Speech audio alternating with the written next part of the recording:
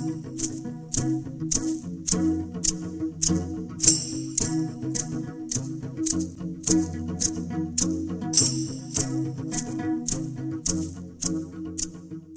the Canadian government, I'm interviewed by Tracy Kutney, who is an engineer with the Natural Resources Department, is it? Natural Resources Canada. Natural Resources Canada, yes. Which we might call a department or something like that. Yeah, it's a department of the federal government. And what does your work involve? My work involves being the representative for Canada on IEA, International Energy Agency, Ocean Energy Systems Implementing Agreement. My group also provides leadership and contributes to the development of standards for this marine renewable industry, the IEC. What is Canada's particular interest in ocean power, in hydrokinetic power? Well, certainly it's my understanding that Canada sees this as a great opportunity to the fact that we have significant resources and we're surrounded by 3 oceans, and we've got very interesting resources with regards to in-stream tidal energy, wave energy, and on a unique perspective, even in-stream river current, or otherwise known as sometimes hydrokinetic. So. And Canada, of course, is a leader in energy of all forms. It has a unique nuclear system. It has a lot of hydro. Of course, it has the famous oil sands, once known as tar sands, and a great deal of natural gas and oil, and is the principal source of external energy for the U.S., including electricity exports. So I imagine that it is the political purpose of Canada to keep to the forefront of energy production and technology. Certainly, we've just come to release the Canadian Marine Renewable Energy Technology Roadmap in November, and as industry was handing this roadmap, the very first copy, to the Minister of Natural Resources, the Honourable Joe Oliver. I know Joe Oliver, I've met him. He certainly did express his continued interest in Canada remaining a global energy superpower on those fronts. Yeah, and as far as I know. What do you feel is the most promising of the technologies for Canada's environment? Is it waves? Is it tidal? Is it rivers? I think the way that we're going into this at this point is we see that we have wonderful resources on all of those 3 fronts. And so as this industry evolves and continues to evolve, there will be opportunities to realize on all of those fronts. Certainly they might come to play, certain ones sooner than others. There's a lot of activity at this time around the Force Test Centre, the Fundy Ocean Research Centre for Energy in Nova Scotia, and there's a lot of activities going on there. But there's also a lot of activities and interest in river current, and then we've got a significant research base in a project that's been going on for years with regards to resource assessments on the West Coast. So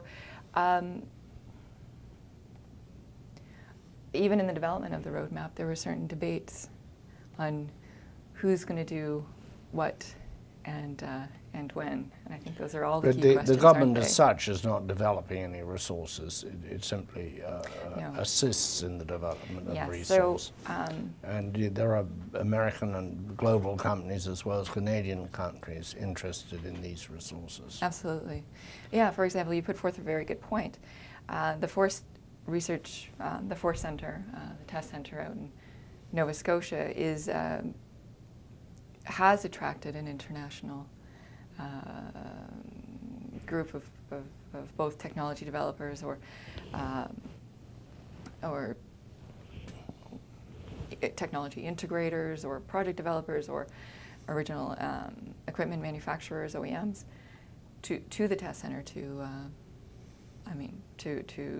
test the devices that they're working with. So what do you think are the unique resources of Canada when it comes to currents, waves, and even river flows?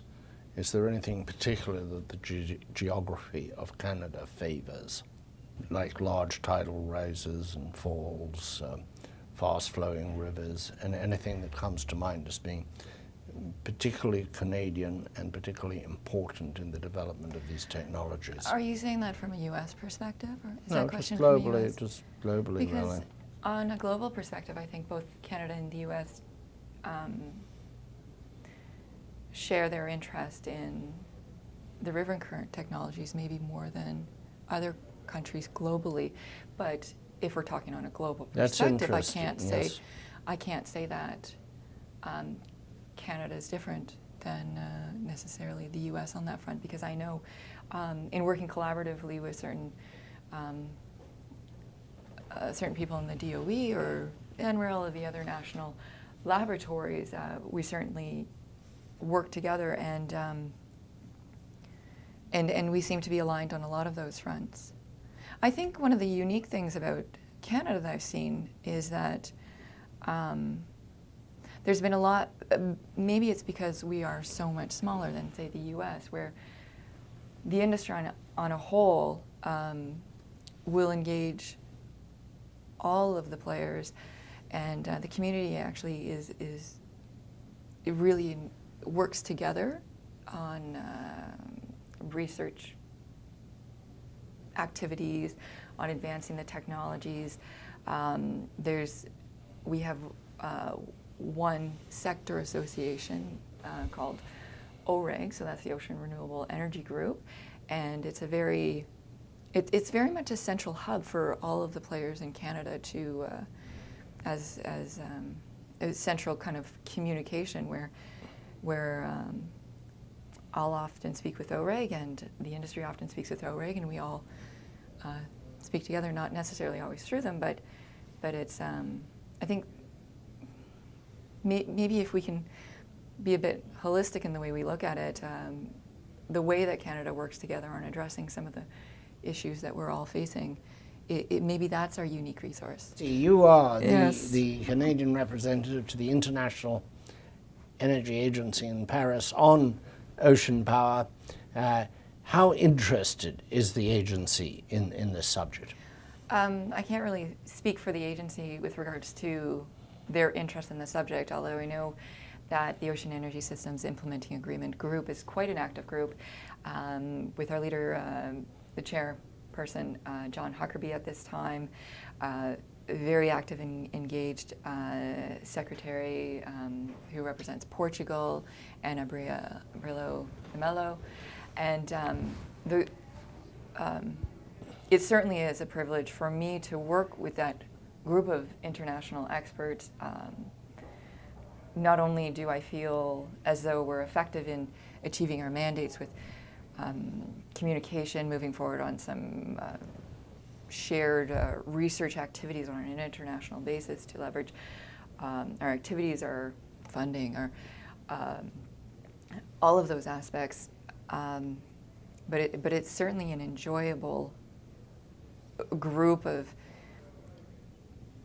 people from a variety of backgrounds, including researchers, scientists, professors, technology developers, government. It's news to a lot of people that IAEA actually has an interest in the lesser sources of energy, because the way it was set up initially, it was about oil, and oil was the big enchilada, and oil was everything. And people generally, even myself, tend to think of it as being an agency that worries about the world price of oil, whether it's too low as well as when it's too high.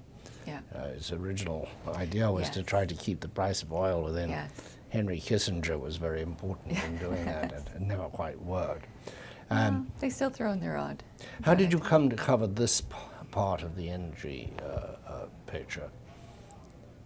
As in sitting on this international committee, or? Yeah, well, just generally your role in the Canadian government and The Canadian government early on in the, I think not long after they defined the Marine Renewable Energy Technologies Group within CanMan Energy, which is the body that I work in. It's a laboratory within Natural Resources Canada. Very early on in the identification of a need for that group in and of itself, they realized the international opportunities that this industry will present, and so to be a part of international committees that leverage research and bring forth the ideas and keep those lines of communications between the different countries open. That was identified as certainly a priority, and it continues to be so. And also, I think another very smart move that was made by the Canadian government on that front was their activities with, and their activities that continue to go on with the development of standards, understanding that if we're moving as we are moving towards a commercialized industry, it's key to make sure those international standards are in place to be able to address those needs of the commercial industry as we're moving towards it. So instead of taking the windy road to the finish, we're trying to work together straight off the bat on the international basis, keeping abreast of the activities, leveraging activities that have gone on abroad, and not only is there a lot of collaboration between all the segments of the Canadian industry, researchers, academics, government, industry, technology developers, utilities even, seeing that from a broader perspective helps us strategically, appropriately use our resources. Tracy, you have a fascinating job. Thank you so much for coming on Thank the you, Alan. broadcast. It's a pleasure.